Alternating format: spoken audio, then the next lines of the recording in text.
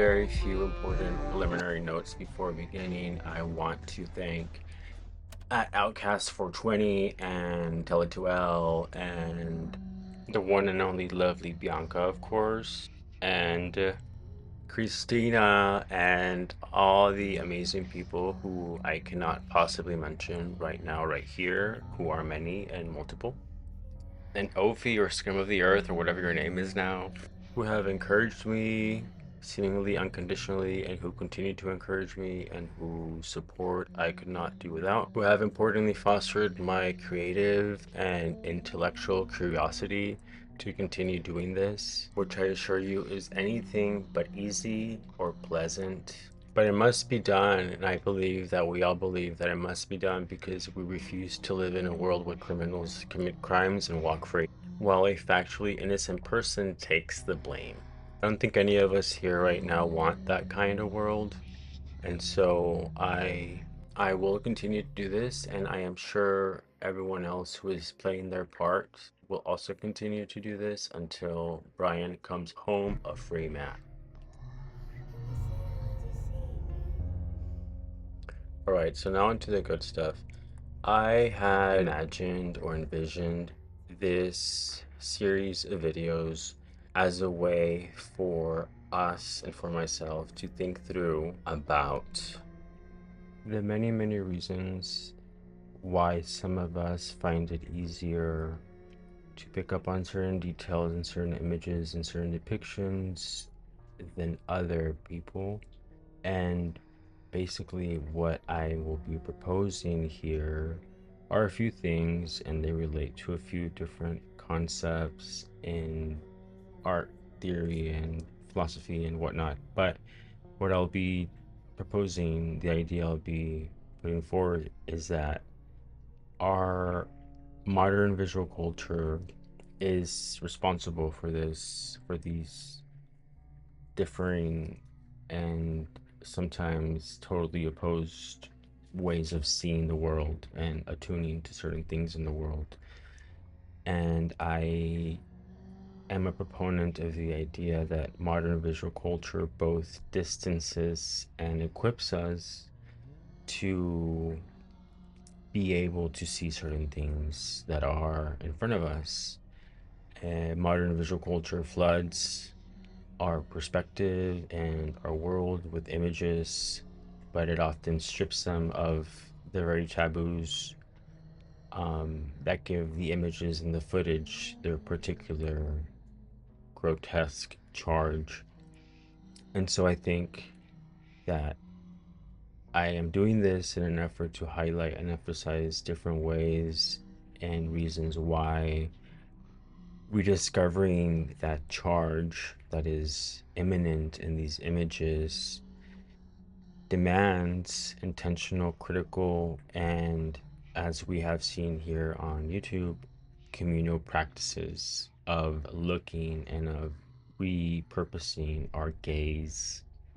And I think this can be an antidote to the anesthetizing speed and sanitation of today's image economy. The footage that I have been, and many others have also focused on in the past years, and particularly focused on a question that has for me been very perplexing, and that question is why certain individuals, certain of us, find it easier than others to see what is there. And in an effort to think about that and why that may be, I found myself thinking about a book I had read a while ago that has to do with the intertwined worlds of desire, taboo, and the human extreme. In particular, this notion of eros, which is desire or erotic desire specifically, and the way that that specific concept and domain of human experience, I think, in my perspective, is very linked to what happened in Idaho on the morning of November 11th of 2022, and also directly linked to our individual and collective capacity to recognize and to tune into certain kinds of images and certain kinds of scenes and motifs or depictions, whatever we want to call them.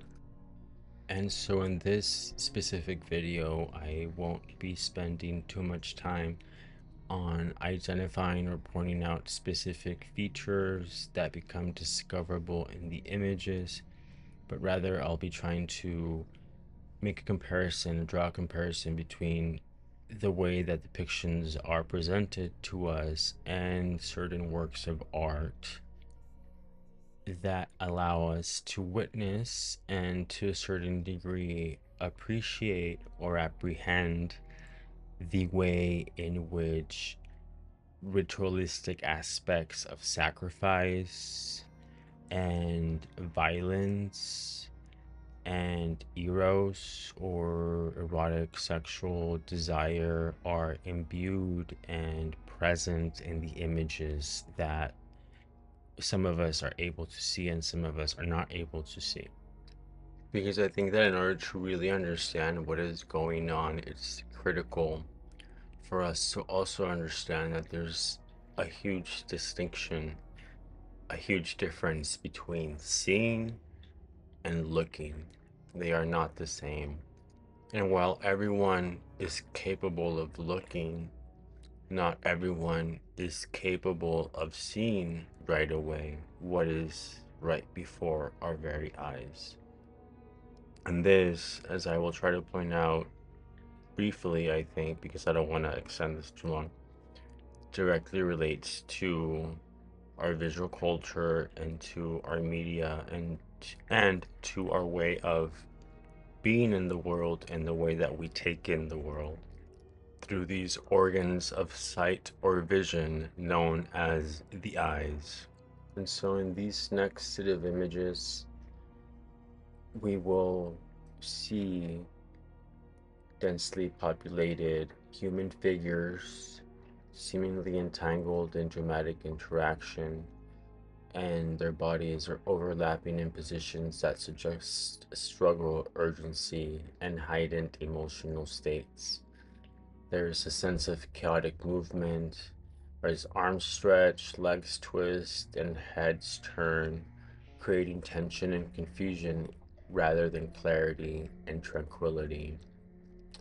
These kinds of positions and placements and the obscurity of the images directly relate to eroticism and sacrifice as far as they depict or purport to depict the naked or unknown partially clad bodies that in some way or another hint at vulnerability and exposure, and this draws out the theme of eroticism.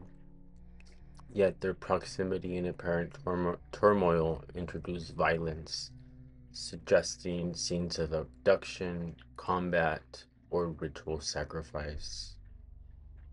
And this all goes back to or ties back into the notions of transgressions and limits, where the blurred boundaries between pleasure and pain, consent and coercion are manifest in the way bodies press against each other. And these images also have ritual undertones.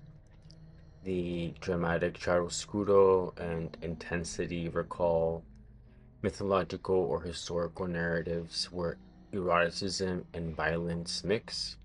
Think of the rape of the Sabine women or Dionysian rites. Such scenes speak to collective experiences, not private ones, pointing to the communal, even sacred aspect of ritual transgression.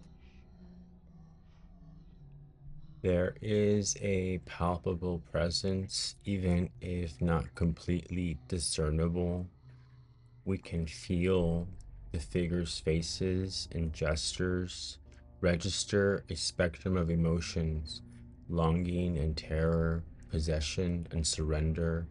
Emotional extremes are foregrounded, not muted. And this is not eroticism as pleasure alone, but as existential drama, a dramatic, radical sight where the human condition is exposed in its raw totality. Swirling lines and blurred contours reinforces the sense of dissolution. Individual forms lose themselves in the surging collective. This visual confusion denotes or speaks to experiences that erase boundaries between the self and other, between life and death. Coalescing as a place, a moment in time where eroticism, violence, and ritual are not separate, but rather they're biologically and spiritually intertwined. And so rather than allowing us to easily see or witness sexuality or violence, these images and the footage make us feel the intensity of confronting taboos, suffering, and communal rights. Here, I ask you to think of eroticism not as plain romance or sex, but as that thrilling rush when you cross a line you know you shouldn't. It's like sneaking a forbidden snack as a kid. The rule against it makes the act more exciting. And now take that feeling and multiply it times 1,000 or 1,000,000, and you might approximate what people felt that night during the Idaho 4 murders. True erotic experiences thrive on prohibition, social rules, or taboos, like don't talk about death at dinner. These boundaries heighten the intensity, and without them, desire feels flat. Eroticism isn't isolated. It's a doorway to bigger human truths, blending joy with darker elements like pain or mortality. But why? Because it dissolves our sense of separateness, reminding us we're part of something vast and uncontrollable.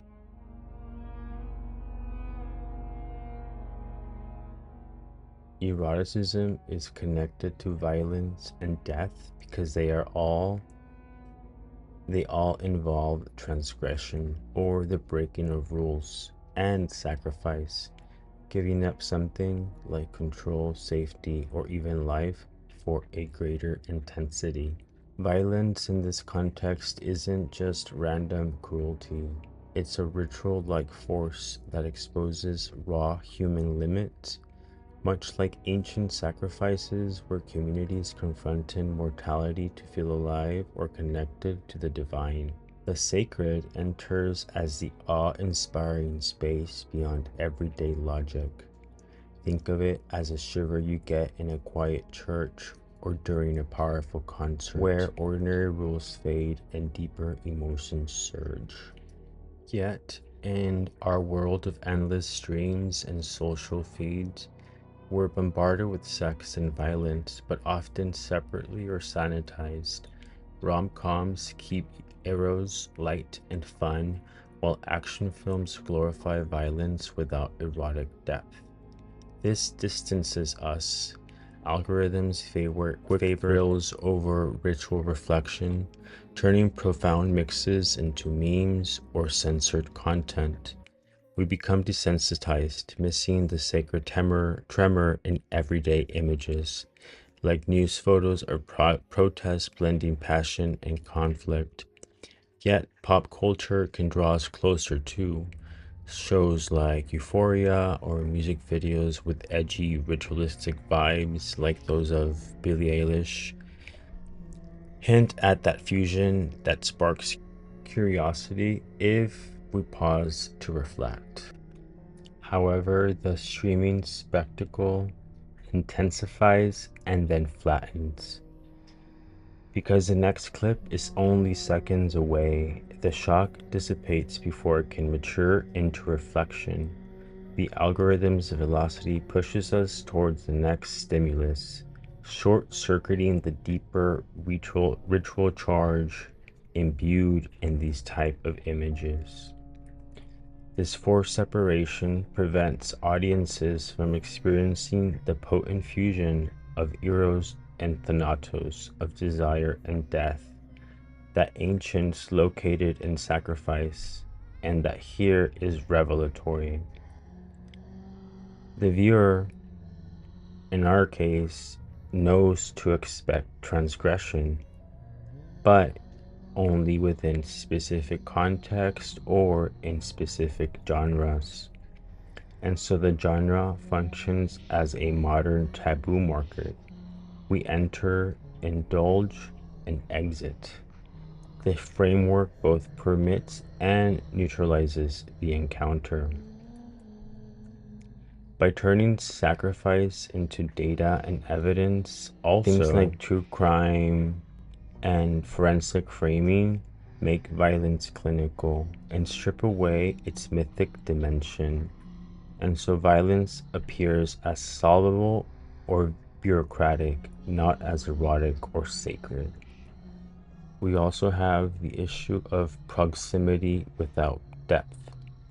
We see more sex and more violence than any previous generation, but rarely in the same image or narrative, and almost never inside a communal ritual frame. And so there's a fragmentation of meaning when algorithmic delivery prices immediacy over continuity. The symbolic links between Eros and death and the sacred splinter into isolated spectacles. And where mainstream media censors the mix, any artwork that dares combine them regains shocking power, something that I am attempting to do here, but only for audiences who stumble upon it or seek it out.